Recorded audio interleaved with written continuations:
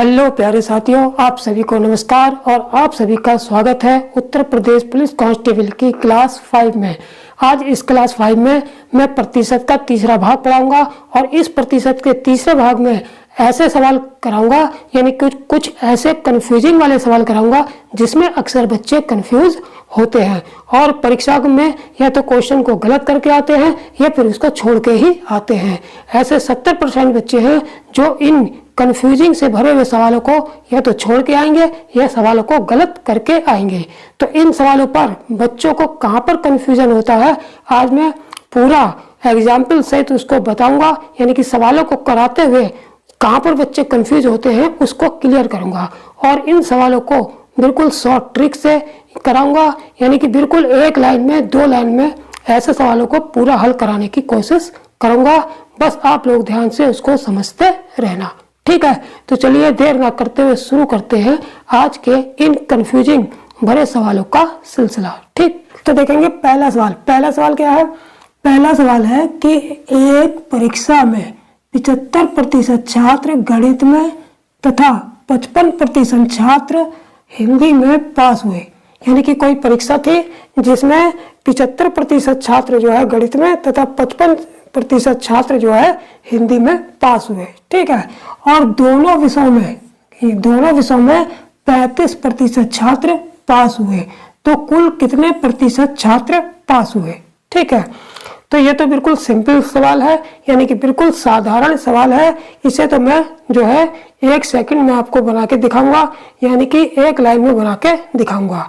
Confusion कहाँ पर होता है ये आगे के सवालों में पता चलेगा, ठीक है। क्योंकि इस सवाल में कंफ्यूजन इसलिए नहीं है क्योंकि सब चीज में पास दे रखा है, यानी कि गणित के विषय में भी 75% छात्र पास है और हिंदी में भी पास हुए 55% और दोनों विषयों में भी पास दे रखे हैं, यानी कि ऊपर से नीचे तक पूरे सवाल में पास दे रखे हैं। और कुल कितने प्रतिशत छात्र पास हुए ये पास ही हमसे पूछा है, यानी कि यहाँ पर फेल होने का कहीं पर भी जिक्र नहीं है।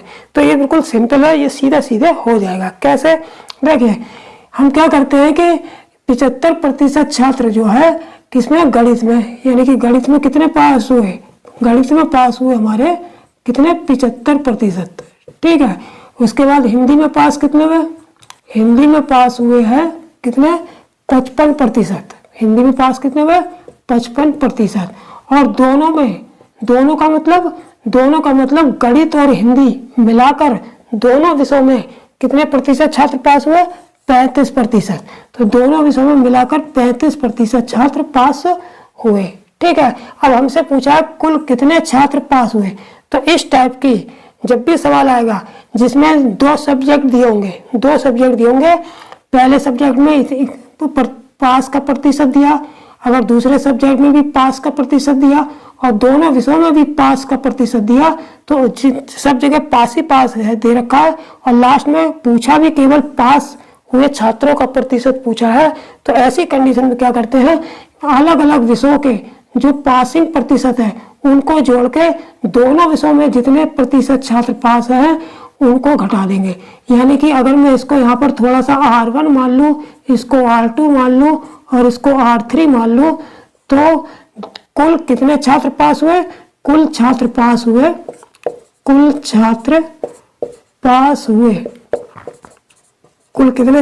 हुए बराबर कितने, ये दोनों यानी कि अलग अलग विषयों में जितने प्रतिशत छात्र पास हुए उन दोनों को जोड़कर दोनों विषयों में 35% छात्र पास हुए, इस 35 को घटा देंगे, यानी कि R1 + R2 - R3।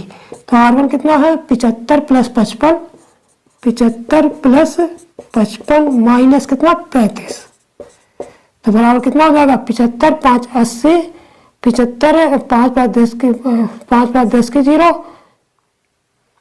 7 5 12 और 1 13, 130 माइनस 35, यानी कि कितना आ गया 95%। यानी कि कुल कितने प्रतिशत छात्र पास हुए, कुल 95% छात्र पास हुए। तो कौन सा ऑप्शन सही हो जाएगा हमारा, डी वाला ऑप्शन हमारा सही होगा, ठीक है। तो देखिए मुझे तो इसलिए टाइम लगा क्योंकि मैं आप लोगों को समझाते हुए कर रहा हूँ, लेकिन जब आप इसको अच्छी तरीके से समझ जाएंगे तो परीक्षा में जैसे ही पूछा जाएगा आप तुरंत लगा लेंगे कि यहाँ भी पास दे रखा है, यहाँ भी पास, और दोनों विषयों में भी पास छात्र दे रखे हैं और कुल कितने छात्र पास पूछे हैं। तो क्या करना है, इन दोनों अलग अलग विषयों के जोड़कर दोनों विषयों में पास प्रतिशत को घटा के कुल कितने छात्र पास हुए हैं ये सेकंड में निकाल लेंगे। ठीक, अब देखेंगे दूसरा वाला सवाल। दूसरा क्या है, एक परीक्षा में 62% छात्र इतिहास में कितने, 62% इतिहास में, 48% भूगोल में पास हुए। ठीक है, तो दोनों विषयों में 18% छात्र फेल हुए। अब सवाल में थोड़ा सा कंफ्यूजन आ गया है कि लड़का यहीं पर थोड़ा सा कंफ्यूज होता है। कहाँ पर कि परीक्षा में 62% छात्र इतिहास में यानी कि हिस्ट्री में पास हुए। हिस्ट्री में कितने, हिस्ट्री में पास हुए 62% हिस्ट्री में पास। ठीक है, दूसरा क्या है, भूगोल में पास हुए कितने, 48%, यानी कि ज्योग्राफी में पास कितने हुए, 48% पास, यानी यहाँ भी पास दे दिया। ठीक है, लेकिन दोनों विषयों में हमें पास नहीं दिया, दोनों विषयों में हमें कितना क्या दे दिया, फेल दे दिया। कितने प्रतिशत, 18%। तो दोनों सब्जेक्ट में फेल दे दिया हमको, दोनों विषयों में फेल का प्रतिशत कितना दे दिया, फेल कितना, 18%। दोनों विषयों में फेल 18% दे दिया। ठीक है, तो हमसे पूछा क्या है, दोनों विषयों में कुल कितने प्रतिशत छात्र फेल हुए। हमसे पूछा दोनों विषयों में कुल कितने प्रतिशत छात्र फेल हुए। ठीक है, तो देखिए हमसे यहाँ पर क्या पूछा, फेल कुल कितने प्रतिशत छात्र फेल हुए ये पूछा है। ठीक है, अब मैं बताता हूँ इस सवाल को ट्रिक करने, यानी कि इसको हल करने की क्या ट्रिक है, शॉर्ट ट्रिक है, जिसमें हमें ना किसी फार्मूले की जरूरत पड़ेगी ना वेन आरेख की, क्योंकि अक्सर कुछ लड़के जो है वो इस सवाल को वेन आरेख के द्वारा भी करते हैं, लेकिन मैं सोचता हूँ वेन आरेख में भी बनाने में टाइम लगता है, उसमें भी परीक्षा में जब बनाएंगे तो 1-2 सेकंड तो जाएगा ही, लेकिन मैं चाहता हूँ कि ना इसमें वेन आरेख बनाना पड़े और ना इसमें कोई फार्मूला यूज करना पड़े।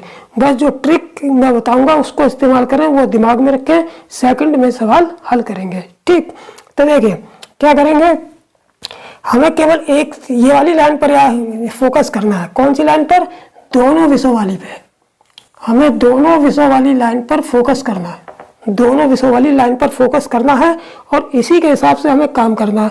जैसा भी दोनों विषयों में दे रखा होगा, जैसे दोनों विषयों में फेल दे दिया हमको, दोनों विषयों में फेल दे दिया, तो अगर दोनों विषयों में यहाँ भी फेल दे रखा है तब तो कोई बात नहीं। जैसे यहाँ दोनों विषयों में पास दे रखा था पहले वाले सवाल में, और दोनों विषयों में भी पास दे रखा था और अलग अलग विषयों में भी पास दे रखा था, तो हमने डायरेक्ट निकाल दिया कि दोनों विषयों में जोड़ के और दोनों अलग अलग विषयों वाले प्रतिशत को जोड़ के दोनों विषयों वाले प्रतिशत को घटा दिया और पता चल गया कुल कितने प्रतिशत पास हुए।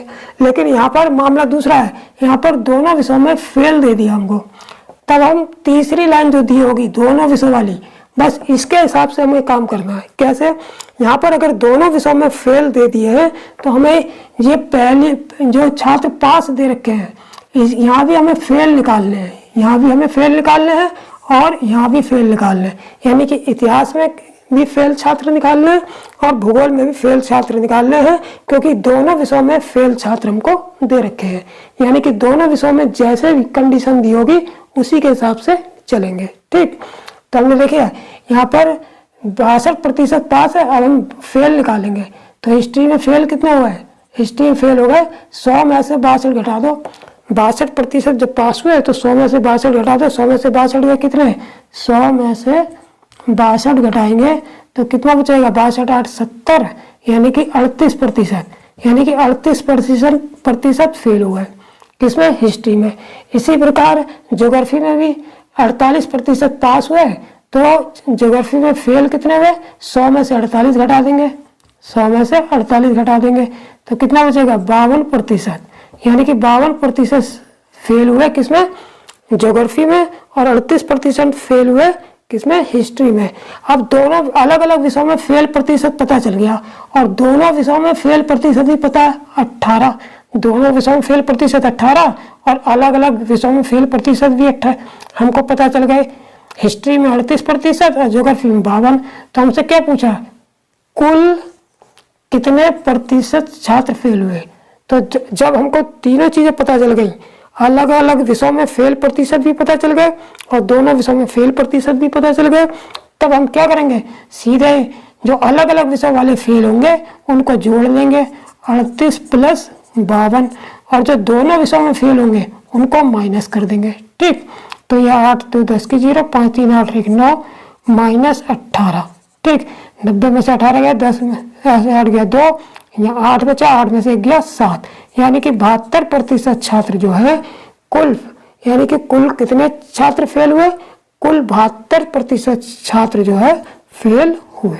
ठीक है, तो कौन सा ऑप्शन सही होगा हमारा, बी वाला जो है ऑप्शन सही होगा। ठीक, तो इस तरीके से इस प्रकार के जब सवाल आएंगे तो हमें केवल बीच वाली लाइन पे याद रखना है, यानी कि दोनों विषयों में अगर फेल दे रखा है तो यहाँ भी फेल छात्र निकालेंगे और यहाँ भी फेल निकालेंगे, और यहाँ अगर पास दे रखा है तो अलग अलग भी पास निकालेंगे।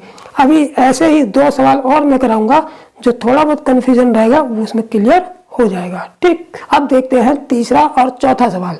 तीसरा सवाल क्या है, तीसरा सवाल हमारा यह है कि एक परीक्षा में 17% छात्र हिंदी में तथा 25% छात्र गणित में फेल हुए। ठीक है, यानी कि 17% छात्र जो है हिंदी में फेल हुए और 25% छात्र जो है वो गणित में फेल हुए। यदि दोनों विषयों में 60% छात्र पास हुए हो तो कुल कितने प्रतिशत छात्र पास हुए, ये हमसे पूछा है। ठीक है, तो मैंने इससे पहले वाले सवाल में क्या बताया था कि हमेशा जो हमें बीच वाली लाइन पर ध्यान देना है। बीच वाली लाइन का मतलब कि दोनों विषयों में पास छात्रों का जो प्रतिशत है उस पर ध्यान देना है। तो हमने देखा यहाँ पर दोनों विषयों में पास छात्रों का प्रतिशत कितना है, 60% है, और इसी के माध्यम से हम पूरा सवाल जो है हल करेंगे। ठीक है, क्योंकि दोनों विषयों में जितने छात्र पास हुए होंगे तो हमें अलग अलग छात्रों के पास का प्रतिशत भी इसी के हिसाब से निकालना होगा। अगर यहाँ पर फेल होते तो हम दोनों जगह फेल निकालते, अगर यहाँ पर पास दिया हुआ है तो हम दोनों जगह यहाँ पर पास छात्रों का प्रतिशत निकालेंगे अलग अलग। ठीक है, तो हमने यहाँ पर देखा कि 17% छात्र जो है हिंदी में तथा 25% छात्र गणित में फेल हुए, तो हमें निकालना है पास का। तो पास का कैसे निकालेंगे, देखिए हिंदी में कितने फेल हुए, हिंदी में हुए हमारे, हिंदी में फेल हुए 17%, तो क्या करेंगे 100 में से 17 घटा के पास निकाल लेंगे। तो 100 माइनस 17, जब 100 में से 17 घटाएंगे तो कितना हो जाएगा, 100 में से 17 गए, बचेगा हमारे पास 87%, यानी कि 83% बचेगा। कितना बचेगा, 83%। ठीक है, यानी कि 100 में से 17 गए 83%, यानी कि हिंदी में कितने पास हुए, हिंदी में 83% पास हुए। इसके बाद अब निकालेंगे गणित में। गणित में कितने प्रतिशत छात्र फेल हुए, 25%। तो गणित में पास कितने हो गए, जब फेल हुए 25% तो पास कितने हो गए, 100 में से हम 25 घटा देंगे, यानी कि 100 में से 25 गया, 75% जो है गणित में जो है क्या हुए, पास हुए। ठीक है, अब हमें दोनों विषयों में पास छात्रों का प्रतिशत कितना है, यानी कि मैथ और हिंदी में जो पासिंग मार्क्स, दोनों विषयों में जो पासिंग छात्रों का जो प्रतिशत है वो कितना है, 60% है। ठीक है, तो जब हमें अलग अलग, यानी कि हिंदी में अलग पासिंग छात्रों का प्रतिशत पता चल गया, मैथ में अलग पासिंग छात्रों का प्रतिशत पता चल गया, फिर मैथ और हिंदी दोनों में मिलाकर पासिंग छात्रों का प्रतिशत पता चल गया, तो इसका मतलब ये हमारा R1 हो गया, ये R2 हो गया और ये R3 हो गया। यानी कि इन अलग अलग प्रतिशतों को जोड़कर हम जब दोनों विषयों में पास छात्रों के प्रतिशत को घटा देंगे तो हमें कुल जो है वो पास छात्रों का प्रतिशत निकल के आ जाएगा। ठीक, तो यहाँ पर हो जाएगा हमारा R1 plus R2 minus R3, यानी कुल पास छात्रों का प्रतिशत निकल के आ जाएगा। तो R1 की वैल्यू कितनी है हमारे पास, R1 की वैल्यू है हमारे पास कितनी है, R1 की वैल्यू 83%। ठीक है, R1 की 83 प्लस R2 की कितनी है, 75, और माइनस R3 कितनी है 60। ठीक है, अब 83 और 75 जोड़ लेंगे, 5 3 8, 8 7 15, 158 माइनस 60, यानी कि 158 माइनस 60। और जब 158 में से जब हम 60 घटाएंगे तो कितना बचेगा, बराबर हमारे पास बचेगा बराबर 98%। यानी कि कुल पास छात्रों का जो प्रतिशत निकल के आएगा वो कितना आएगा, 98% छात्र कुल पास हुए। तो कौन सा ऑप्शन सही हो जाएगा हमारा, सी वाला ऑप्शन हमारा सही होगा। ठीक है, अब देखेंगे चौथा सवाल। चौथा सवाल क्या है कि एक परीक्षा में 60% छात्र हिंदी में तथा 70% छात्र यानी कि 70% छात्र गणित में पास हुए। अब देखिए पास हो रहे हैं यहाँ पर। ठीक है, 60% छात्र हिंदी में और 70% छात्र गणित में पास हुए। यदि 20% छात्र दोनों विषयों में फेल हुए तो कुल कितने प्रतिशत छात्र पास हुए, ये हमें निकालना है। ठीक है, तो इसके लिए क्या करेंगे, इसके लिए हम वही वाली बात जो मैंने पहले बताई थी कि ऐसे सवालों में क्या करते हैं कि दोनों विषयों में जो छात्र का प्रतिशत दिया जाएगा, चाहे फेल होने वाले छात्रों का प्रतिशत दिया जाए या पास होने वाले छात्रों का प्रतिशत दिया जाए, उसी के हिसाब से हम काम करेंगे। तो यहाँ पर देखेंगे कि दोनों विषयों में क्या दिया है, हमें फेल दिया है और फेल होने वाले छात्रों का प्रतिशत कितना दिया है, 20 दिया है। तो जब दोनों विषयों में फेल होने वाले छात्रों का जो प्रतिशत दिया है हमको, तो हम जो ऊपर अलग अलग प्रतिशत जो दे रखे हैं वो भी हम फेल वाले अलग अलग विषयों में फेल वाले छात्रों का प्रतिशत निकालेंगे। जैसे यहाँ पर 60% छात्र जो है हिंदी में और 70% छात्र गणित में पास हुए, तो 100 में से 60 घटा देंगे तो हिंदी में फेल छात्र आ जाएंगे। तो हिंदी में कितने फेल छात्र हो गए, हिंदी में फेल आ जाएंगे 100 में से, ये 60% हिंदी में पास हुए तो 100 में से 60 घटा देंगे तो कितना आ जाएगा, 40% छात्र जो है वो फेल हुए किसमें, हिंदी में। ठीक है, इसी प्रकार गणित में 70% छात्र जब पास हुए हैं तो फेल कितने हुए, 100 में से 70 घटा देंगे, 100 में से कितना 70 घटा देंगे तो 30% छात्र जो है फेल हुए किसमें, मैथ में यानी कि गणित में। ठीक है, अब हमें दोनों विषयों में फेल हुए छात्रों का प्रतिशत दे रखा है कितना, 20%। तो दोनों में यानी कि मैथ और हिंदी दोनों में जो है फेल छात्रों का प्रतिशत कितना है, 20%, यानी कि 20% फेल छात्र हैं। ठीक है, जब हमें हिंदी में अलग फेल छात्रों का प्रतिशत पता चल गया, मैथ में अलग फेल छात्रों का प्रतिशत पता चल गया और मैथ हिंदी दोनों में फेल छात्रों का प्रतिशत पता चल गया, तो इसकी सहायता से हम कुल फेल छात्रों का प्रतिशत निकाल लेंगे। कैसे, ये हमारा R1 हो गया, ये R2 हो गया, ये R3 हो गया, यानी कि कुल फेल छात्रों का प्रतिशत, कुल फेल छात्रों का प्रतिशत बराबर R1 plus R2 minus R3, यानी कि अलग अलग वाले प्रतिशतों को जोड़कर जो दोनों विषयों में फेल छात्रों का प्रतिशत है उसको घटा देंगे, यानी कि 40 प्लस 30 माइनस 20, तो 40 30 70, 70 माइनस 20 बराबर 50%, यानी कि कुल फेल छात्रों का प्रतिशत कितना होगा, 50% होगा। ठीक है, लेकिन हमसे पूछा क्या है, हमसे पूछा है कुल कितने प्रतिशत छात्र पास हुए। तो जब हमें कुल फेल छात्रों का प्रतिशत पता चल गया तो कुल पास छात्रों का प्रतिशत निकालेंगे। कैसे, 100 में से कुल फेल छात्रों का प्रतिशत घटा देंगे तो कुल पास छात्रों का प्रतिशत निकल जाएगा। ठीक है, इसलिए कुल पास छात्रों का प्रतिशत टोटल 100 में से कितने घटा देंगे, कुल फेल छात्रों का प्रतिशत यानी कि 50, तो 100 में से 50 गए, 50% आंसर, यानी कि कुल पास छात्रों का जो प्रतिशत होगा वो कितना होगा, 50% होगा। तो कौन सा ऑप्शन सही हो जाएगा हमारा, बी वाला ऑप्शन सही होगा। ठीक है, तो इस तरीके से हमें इस टाइप के सवालों में केवल जो दोनों विषयों में चाहे फेल छात्रों का प्रतिशत दिया हो चाहे पास छात्रों का प्रतिशत दिया हो, उसी के साथ से पूरे सवाल को हल करना है। ठीक, अब देखेंगे पांचवा और छठा सवाल। पांचवा सवाल क्या है, देखिए एक गांव की आबादी यानी कि जनसंख्या 20% प्रति वर्ष की दर से घट रही है। क्या कर रही है? घट रही है। ठीक है। यदि 2 वर्ष पूर्व, अब 2 वर्ष पहले उसकी आबादी कितनी थी? 10,000 थी। तो वर्तमान आबादी हमसे पूछी है, यानी कि 2 वर्ष पूर्व यानी 2 वर्ष पहले की आबादी हमको दे दी और वर्तमान की आबादी हमसे उसने पूछ ली है। ठीक है। जबकि 20% प्रति वर्ष की दर से जनसंख्या घट रही है। ठीक है। तो देखिए, इसमें कोई फार्मूला यूज नहीं करेंगे, केवल हम जो तरीका बताएंगे बस उस तरीकों को, जिस तरीके से मैं निकालूंगा बस उस तरीके को फॉलो करेंगे। तो सवाल जो है फार्मूले को याद करने की जरूरत भी नहीं पड़ेगी और जल्दी से जल्दी यानी कि कम से कम समय में हो जाएगा। ठीक। क्या करेंगे? हम ये करेंगे, सबसे पहले जो दर दे रखी है वो 20% जो है प्रति वर्ष की दर से कैसी हो रही है? घट रही है। ठीक है। तो इस 20% को हम क्या करेंगे? भिन्न में बदल लेंगे।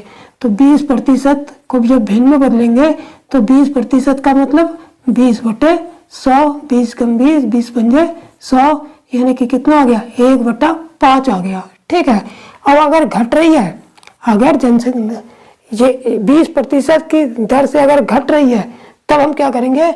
1 में से इसको घटाएंगे। अगर यहाँ बढ़ रही है तो हम इसमें 1 प्लस कर देंगे। ठीक है। अब चूंकि यहाँ घट रही है तो इस 1/5 को 1 में से घटा देंगे। ठीक है। तो 5 में से 1 गया, कितना आ गया? 4/5 आ गया। ठीक है। अब ये जो 4/5 आया उसका क्या करेंगे? उसका कुछ नहीं करेंगे। कितने वर्ष के? 2 वर्ष पूर्व की पूछी है। जब वो पूर्व की आबादी दे रखी है, पूर्व की दी होगी और वर्तमान की पूछेंगे, पूर्व की दी होगी और वर्तमान की अगर हमसे पूछेंगे तो हम सीधे 4/5 से 2 बार गुणा करेंगे। 4/5 गुणा 4/5, 2 बार क्यों?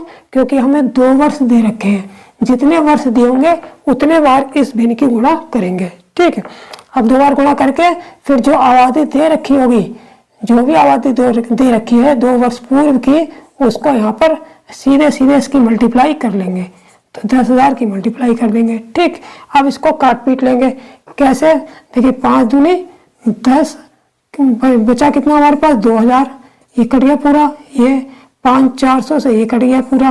ठीक। क्या बचा? 4 चौक 16 चौक बराबर 6400, यानी कि 6400 आबादी थी। कब? 2 वर्ष। वर्तमान की आबादी कितनी थी? 64 थी, जबकि 2 वर्ष पहले की आबादी कितनी थी? 10,000 थी। जब 20% की दर से घट रही थी तो 2 वर्ष बाद के जो आबादी हो गई वो कितनी हो गई? 6400, यानी कि 6,400 हो गई। तो कौन सा वाला ऑप्शन सही हो जाएगा? बी वाला ऑप्शन हमारा सही होगा। ठीक है।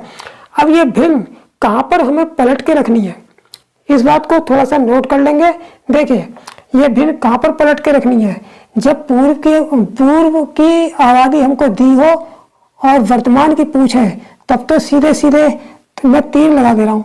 अगर इधर को राइट की साइड में सीधे रखना है, तब तो भिन्न को सीधे जैसी है वैसी रखना है।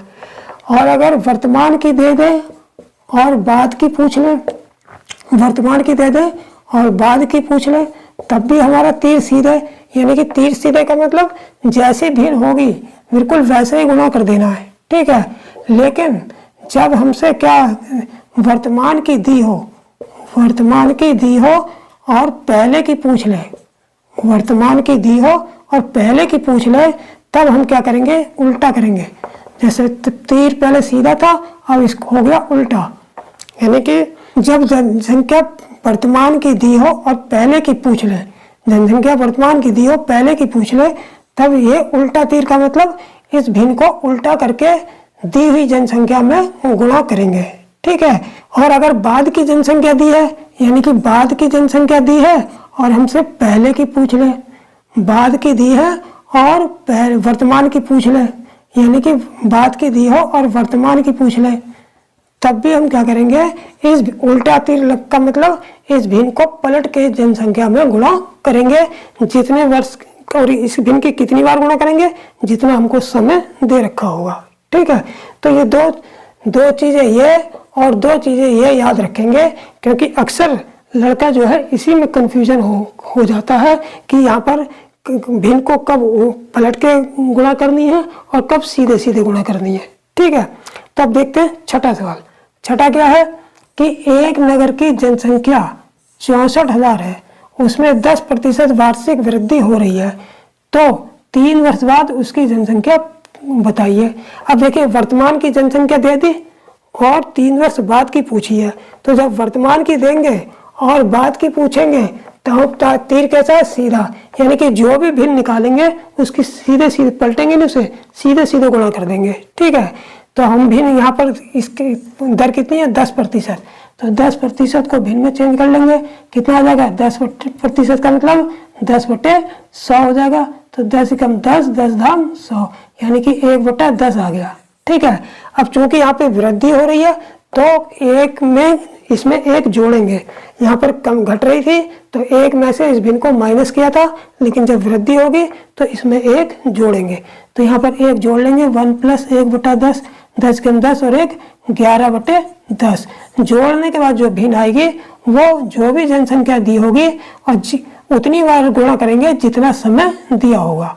तो यह 3 वर्ष है तो इस जनसंख्या में 3 बार इस भिन्न की गुणा कर देंगे, यानी कि 11/10 गुणा 11/10 गुणा 11/10 गुणा 64,000। ठीक, तो देखिए 1 2 तीनों 0 से ये कट गए, तीनों 10, क्या बचा हमारे पास 64 और ये 3 11, तो तीनों 11 की मल्टीप्लाई करेंगे तो कितना आ जाएगा 1331 गुणा 64 आ गया।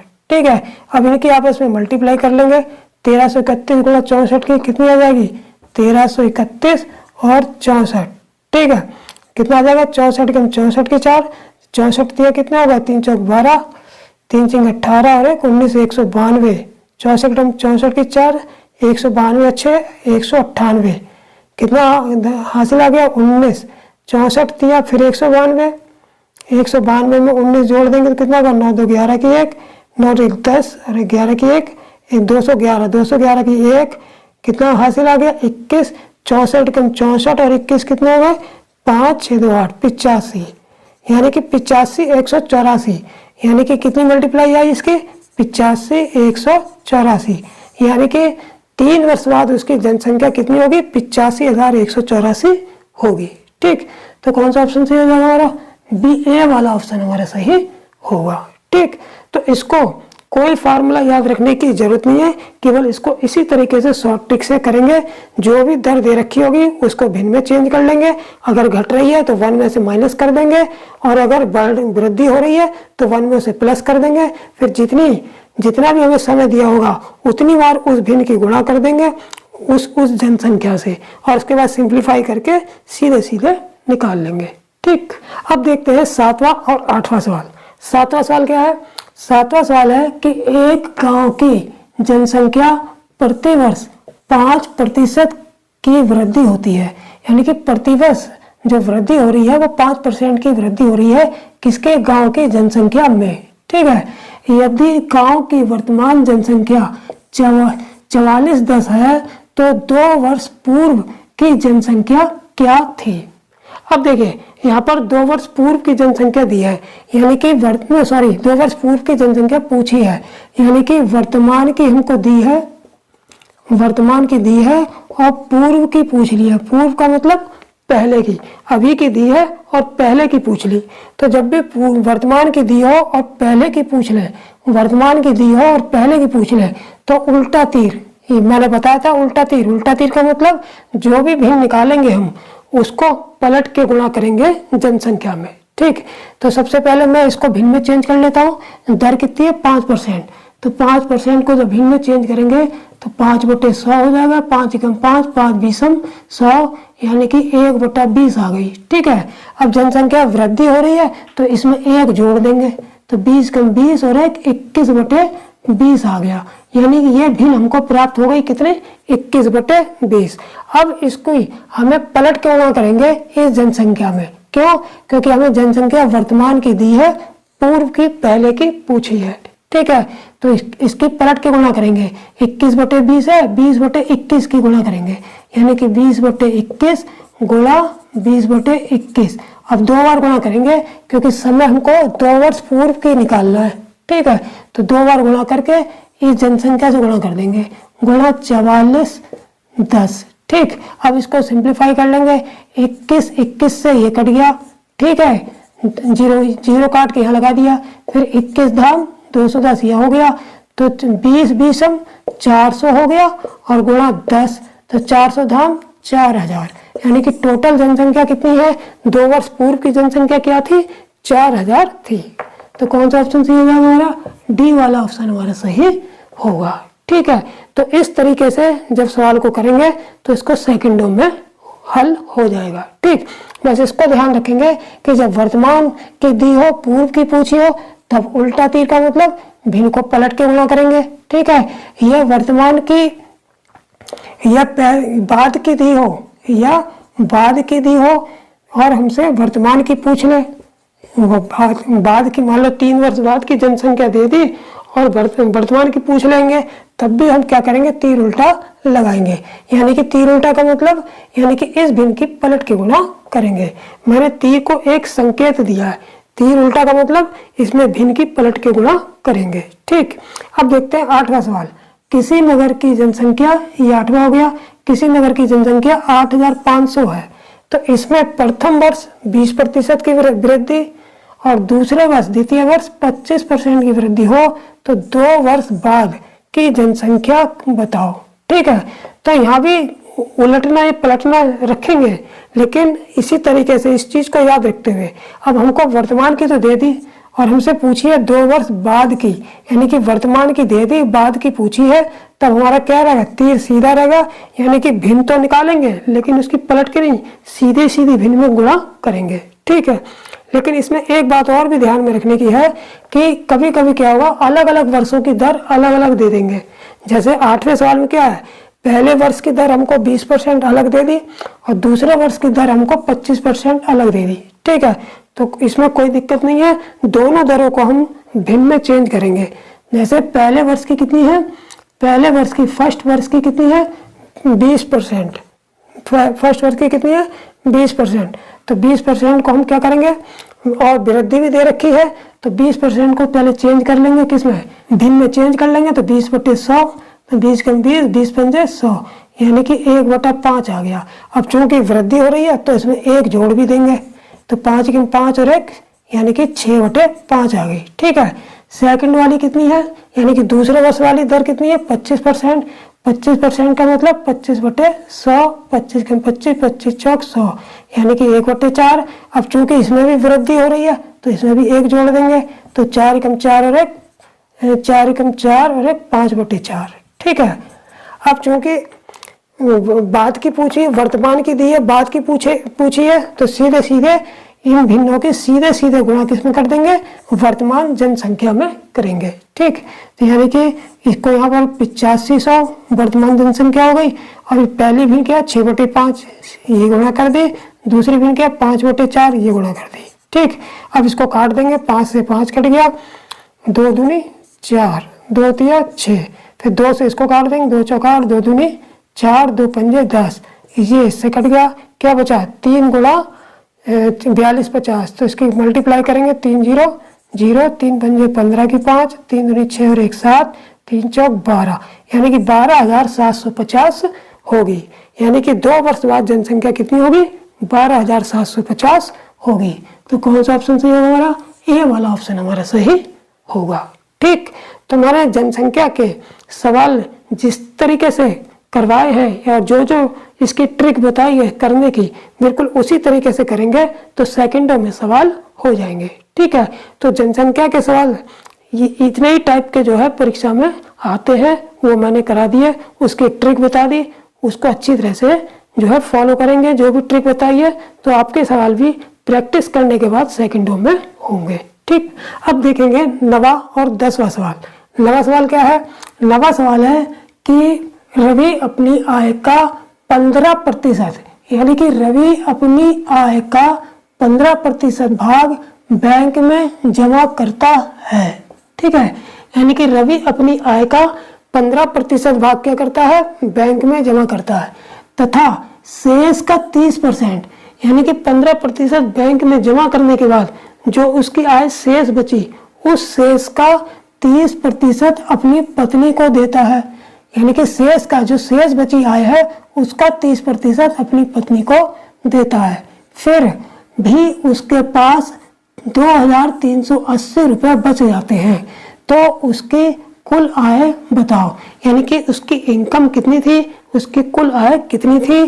ठीक है, ये हमसे पूछा है। ठीक है, तो जब भी इस तरीके का सवाल आएगा कि कोई भी व्यक्ति अपनी आय का कुछ परसेंट किसी को देगा, फिर शेष का कुछ परसेंट किसी को देगा, फिर शेष का कुछ परसेंट किसी को देगा, और लास्ट में उसके पास कुछ रुपए बच जाएंगे और हमसे पूछेंगे कि उसकी कुल आय बताओ, तो इसके लिए हम क्या करेंगे, इस टाइप के सवाल के लिए क्या शॉर्ट ट्रिक है, बिल्कुल सिंपल शॉर्ट ट्रिक है। क्या कि जितने भी रुपए लास्ट में बच जाते हैं, जितने भी रुपए लास्ट में बच जाते हैं उसकी गुणा करेंगे, यानी कि 2380 गुणा। ठीक है, अब जितने प्रतिशत जितने लोगों में वो बांटता है, आय का 15% भाग बैंक में जमा करता है, फिर शेष का 30%, यानी कि जितनी प्रतिशत हमको दे रखी होती है, यहाँ पर एक ये दे रखा है 15% और एक 30% ये दे रखा है, तो जितने प्रतिशत मान हमको दे रखे होते हैं उतने 100 से ऊपर गुणा कर देंगे। ठीक है, फिर बटे, इसके बाद क्या करेंगे, नीचे जितने भी प्रतिशत मान दे रखे हैं उन्हें 100 से घटा के नीचे रख देंगे। 15% 100 में से 15 घटा देंगे, कितना हो गया 85, फिर गुणा, फिर 100 में से 30 घटा देंगे, कितना हो गया 70। बस, अब इसको सिंप्लीफाई करने पर जितनी भी वैल्यू आएगी वही जो है उस व्यक्ति की, यानी कि रवि की कुल आय होगी। ठीक, तो इसको काट देंगे। अब देखिए 0 से 0 कट गया, 7 तिया 21, 2 बचा, 7 चौक 28, ये 7 से कट गया, 17 पंजे 85, 17 दूनी 34, 5 20 100 से ये भी कट गया। ठीक है, क्या बचा हमारे पास, 20 दूनी 40, 40 और 100 की गुणा कितनी हो गई, 4000 रुपए हो गई, यानी कि रवि की कुल इनकम कितनी थी, 4000 रुपए थी। तो कौन सा ऑप्शन सही हो जाएगा हमारा, सी वाला ऑप्शन सही होगा। ठीक, अब देखेंगे 10वां सवाल। 10वां सवाल क्या है, किसी भिन्न के अंश में 15% की वृद्धि तथा हर में 8% की कमी करने से 15/16, यानी कि ऐसा करने से कोई भिन्न है जिसके अंश में 15% की वृद्धि तथा हर में 8% की कमी करने से एक नई भिन्न प्राप्त हो गई। कौन सी, 15/16 प्राप्त होती है, तो प्रारंभिक भिन्न क्या होगी, यानी कि पहले वाली भिन्न क्या थी जिसमें यह सब करने से ये नई भिन्न प्राप्त हुई है।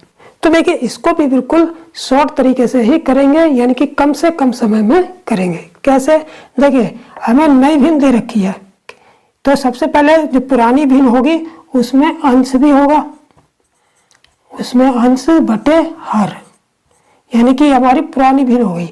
अब इसकी ये पुरानी भिन्न हो गई, इसके अंश में कितनी वृद्धि की गई, 15% की, यानी कि इसके अंश में 15% की प्लस 15 का मतलब 15% की वृद्धि की गई। और हर में क्या किया गया, हर में 8% की कमी की गई, तो हर में क्या हुआ -8%। ठीक है, यानी कि अंश में 15% की वृद्धि की तो +15 लिख लिया, हर में 8% की कमी की गई तो -8 लिख लिया। ठीक है, ये सब करने पर क्या हुआ, ये सब करने पर नई भिन्न प्राप्त हो गई, कितनी, 15/16, 15/16 नई भिन्न प्राप्त हुई। ठीक है, अब पुरानी भिन्न कैसे निकालेंगे, कुछ नहीं करना है, बस इतना काम करना है। इसमें क्या करेंगे, इस नई भिन्न में जो पुरानी भिन्न का जो अंश में जितनी वृद्धि हो रही है 15%, उसमें 100 जोड़कर, उसमें 100 अगर वृद्धि हो रही है तो 100 जोड़कर इस नई वाली भिन्न के हर में गुणा कर देंगे, तो 100 में 15 जोड़ के कितने आ गए, 115, यानी कि क्रॉस काम करेंगे, क्रॉस वाला काम करेंगे, यानी कि जो इसके अंश का 15% 100 में जोड़ के इसके हर से गुणा कर देंगे, और इसके हर का जो 8% कमी हो रही है तो 100 में से 8 घटा के जो है इसमें गुणा कर देंगे, तो यहाँ कमी हो रही है तो 100 में से 8 घटा देंगे, 100 में से 8 गए 92, तो यहाँ 92 लिख देंगे। अब इसको सिंप्लीफाई जब करेंगे तो हमें पुरानी वाली भिन्न पता चल जाएगी। ठीक, अब इसको सिंप्लीफाई कर लेते हैं। देखिए कट जाएगा, कितने से कटेगा, 5 दूनी 10, 5 तिया 15 ये कट गया, 5 तिया 15 ये कट गया। ठीक, 23 से 4 तिया 2 तिया 6, देखिए 4 से कट जाएगा, 4 चौक 16, 4 दूनी 8, 4 तिया 12, ये भी कट गया। 23 से 23 कट गया, 3/4 बचा, तो 3/4, यानी कि जो पुरानी भिन्न थी वो कितनी थी, 3/4 थी। ठीक, तो कौन सा ऑप्शन सही हो जाएगा हमारा, बी वाला जो ऑप्शन सही होगा। तो इस तरीके से इस टाइप के सवाल जब भिन्न के आएंगे तो इसी तरीके से इसको जब प्रैक्टिस हो जाएगी तो सेकंडों में आप हल कर लेंगे। ठीक, अब देख लेते हैं 11वां और 12वां सवाल, यानी कि इस क्लास का अंतिम दोनों सवाल जो हैं इस क्लास के अंतिम सवाल हैं। ठीक, और दोनों सवाल जो हैं बहुत इंपॉर्टेंट हैं, परीक्षा में खूब आते हैं और इसको इतने शॉर्ट तरीके से करेंगे कि बिल्कुल सेकंडों में ये हल होगा। बस जिस तरीके से मैं बताऊं उसको ध्यान से देखेंगे। ठीक, देखिए सबसे पहले करेंगे 11वां सवाल। 11वां सवाल क्या है कि चीनी का दाम 25% बढ़ जाने पर एक आदमी 100 रुपए में 4 केजी चीनी कम खरीद पाता है। यानी कि जब चीनी का दाम 25% बढ़ गया तो एक आदमी जो है कितने रुपए में, 100 रुपए में 4 किलोग्राम चीनी कम खरीद पाता है। तो चीनी का प्रारंभिक मूल्य और बाद का मूल्य, बाद का मतलब नया मूल्य, यानी कि कहने का मतलब 25% कीमत बढ़ने से पहले का मूल्य और 25% कीमत बढ़ जाने के बाद चीनी का जो नया मूल्य है वो हमसे पूछा है। ठीक है, तो बिल्कुल आसान सी ट्रिक है, बिल्कुल थोड़ा सा ध्यान से देखेंगे तो आपको एक झटके में समझ में आ जाएगी। ठीक, देखिए क्या करेंगे, सबसे पहले हम निकालेंगे प्रारंभिक मूल्य। कौन सा मूल्य, प्रारंभिक मूल्य। प्रारंभिक मूल्य निकालने के लिए क्या करेंगे, कुछ नहीं करेंगे कि जितने भी प्रतिशत बढ़ी चीनी है, यानी कि कितने प्रतिशत बढ़ी है, दाम 25% बढ़े हैं, तो यहाँ पर लिखेंगे 25 और बटे, क्योंकि 25% बढ़े हैं, क्या करे हैं, बढ़े हैं, तो 100 में 25 जोड़ के नीचे रख देंगे 125। ठीक है, अगर बड़े हैं तो 100 में जोड़ के रखेंगे और अगर घटे हैं तो 100 में से 25 घटा के रखते हैं हम, लेकिन चूंकि यहाँ पर बड़े हैं तो 100 में 25 जोड़ के रखेंगे। ठीक, तो गुणा, उसके बाद गुणा, फिर जितने रुपए में जितनी चीनी कम या ज्यादा मिलती है उतने से डिवाइड कर देंगे, यानी कि 100 रुपए में 4 केजी चीनी कम मिलती है तो 100 में इसी मात्रा से डिवाइड कर देंगे, यानी कि 100/4। ठीक, तो ये अब इसको कैलकुलेट कर लेंगे तो प्रारंभिक मूल्य निकल आएगा। तो 25 कम 25, 25 पंजे 125, 5 20 हम 100 और 4 पंजे 20, यानी कि 5 रुपए आ गया, यानी 5 रुपए प्रति केजी, ये हमारे प्रारंभिक मूल्य आ गया। ठीक है, ये हमारा कौन सा मूल्य आ गया, प्रारंभिक मूल्य। ठीक है, अब निकालेंगे हम नया मूल्य। तो नया मूल्य निकालने के लिए क्या करेंगे, नया मूल्य। नया मूल्य निकालने के लिए हम क्या करते हैं, कुछ नहीं करेंगे, बस इतना काम करेंगे कि जो हमने 25% बढ़ा है, पहले 25 लिखेंगे बटे, अब यहाँ पर हमने क्या किया था, 100 में 25 जोड़ के, यानी कि जब प्रारंभिक मूल्य निकाला था तो 100 में 25 जोड़ के हमने यहाँ पे लिखा था, लेकिन जब नया मूल्य निकालेंगे तो 100 में क्या करेंगे, 25 जोड़ेंगे नहीं, बल्कि सीधे सीधे 100 रख देंगे। 100 में 25 जोड़ेंगे नहीं, नया मूल्य सीधे सीधे 100 रख देंगे बस, और बाकी सारा काम पहले जैसा, यानी कि 100/4, बाकी सारा काम पहले जैसा, यानी कि 100/4 यहाँ से यहाँ गुणा के 100/4 से यहाँ भी गुणा करेंगे। ठीक है, बस प्रारंभिक मूल्य निकालने में जितनी भी प्रतिशत कमी या बढ़ी होगी वो जो है 100 में जोड़ के या घटा के रख देंगे। ठीक है, लेकिन नया मूल्य निकालेंगे तो ना यहाँ पे जोड़ेंगे ना घटाएंगे, चाहे कमी हो चाहे वृद्धि हो, सीधे सीधे 100 रख के 100 रख देंगे बस, और बाकी काम पहले जैसा करेंगे तो हमारा नया मूल्य आ जाएगा। ठीक, अब इसको काट देंगे, 100 से 100 कट गया, 25/4 आ गया, कितना आ गया, 25/4, और इसे डिवाइड करेंगे तो 4 6 24, एक बचा, पॉइंट लगा, 4 दूनी 8, 4 पंजे 20, यानी कि 6.25 रुपए प्रति केजी, यानी कि बाद का मूल्य कितना हो गया, 6.25 रुपए प्रति केजी हो गया। ठीक, तो कौन सा ऑप्शन सही होगा हमारा, बाद का मूल्य है, पहले वाला कितना है, 5 रुपए है, और बाद का 6.25 है, तो ये बी वाला ऑप्शन हमारा सही होगा, क्योंकि पहले का मूल्य हमें इसमें 5 दे रखा है और बाद का 25 दे रखा है। ठीक, अब देखेंगे 12वां सवाल, वो भी बिल्कुल इसी तरीके से है। ठीक, क्या है, चीनी के दाम में 25% की कमी, थोड़ा सा अंतर है, यहाँ पर बढ़ रहे थे और यहाँ पर कमी हो रही है, होने पर एक ग्राहक 120 रुपए में 3 केजी चीनी ज्यादा खरीदता है। देखिए, जब दाम कम होंगे तो यहाँ पर ज्यादा खरीदेगा, जब दाम बढ़े तो यहाँ पर कम खरीद रहता है। ठीक, तो चीनी ज्यादा खरीदता है तो चीनी का प्रारंभिक मूल्य और नया मूल्य निकालना है। सारा काम बिल्कुल इसी तरीके से करना है, बस अंतर इतना है, यहाँ पर कमी हुई है तो यहाँ पर जो है 25 घटा के रखेंगे नीचे प्रारंभिक मूल्य में। ठीक है, तो सबसे पहले प्रारंभिक मूल्य निकाल लेते हैं। प्रारंभिक मूल्य क्या करेंगे, जो भी दर दे रखी है, यानी कि जितने की कमी हुई, जितने प्रतिशत की कमी हुई है वो प्रतिशत बटे प्रारंभिक मूल्य निकालने पे 100 में जोड़ के घटा के रखा जाता है। जोड़ के कब रखेंगे, जब वृद्धि होगी, घटा के कब रखेंगे, जब कमी होगी। तो 100 में 25 गए 75। ठीक है, गुणा, अब क्या करेंगे, गुणा, जितने रुपए में चीनी कम या ज्यादा मिल रही है उतने रुपए में उसी मात्रा से डिवाइड कर देंगे, यानी कि 120/3। 120/3, बस। अब इसे सिंप्लीफाई करेंगे, 25 गुण 25, 25 दिया 75, 3 40, हम ये कट गया, कितना हो गया 40/3, यानी कि 40/3 रुपए प्रति केजी, यानी कि प्रारंभिक मूल्य उसका 40/3 रुपए प्रति केजी था। अब नया मूल्य निकाल लेंगे। नया मूल्य के लिए क्या करते हैं, जो दर है वो लिखेंगे, बटे, ना जोड़ के लिखेंगे ना घटा के लिखेंगे, सीधे 100 लिखेंगे, गुणा, बाकी ऐसे ही रख देंगे 120/3। ठीक, तो यहाँ पर 25 गुण 25, 25 चौक 100, 4 30 से ये कट गया, 3 धाम 30। ठीक है, 3 गुण 3, 3 धाम 30, कितना आ गया 10, यानी कि 10 रुपए प्रति केजी। ठीक है, तो प्रारंभिक मूल्य 40/3 रुपए और बाद का मूल्य 10 रुपए प्रति केजी आ गया। ठीक है, तो कौन सा ऑप्शन सही हो जाएगा हमारा, 40/3 10। तो सी वाला ऑप्शन हमारा सही होगा, क्योंकि प्रारंभिक मूल्य इसमें 40/3 है और बाद का 10 रुपए है। ठीक, तो इस तरीके से आज मैंने जो 12 सवाल कराए हैं वो अति महत्वपूर्ण सवाल थे और अक्सर पेपरों में खूब आते हैं, लेकिन थोड़े से कंफ्यूजन वाले भी सवाल थे जिसमें कुछ बच्चे अक्सर कंफ्यूज हो जाते हैं। ठीक है, तो इन 12 सवालों की अच्छी तरह से प्रैक्टिस कर लेंगे, जो कि पुलिस कांस्टेबल के लिए अति महत्वपूर्ण सवाल है। ठीक है, तो नेक्स्ट वीडियो में, यानी कि अब जो क्लास 6 होगी हमारी पुलिस कांस्टेबल वाली, जो क्लास 6 होगी, इसमें मैं जो है संख्या पद्धति के अति महत्वपूर्ण सवाल लेकर उपस्थित होऊंगा। उस क्लास को, यानी कि संख्या पद्धति की जितनी भी क्लासें मैं कराऊंगा उसे पूरी ध्यान से देखेंगे।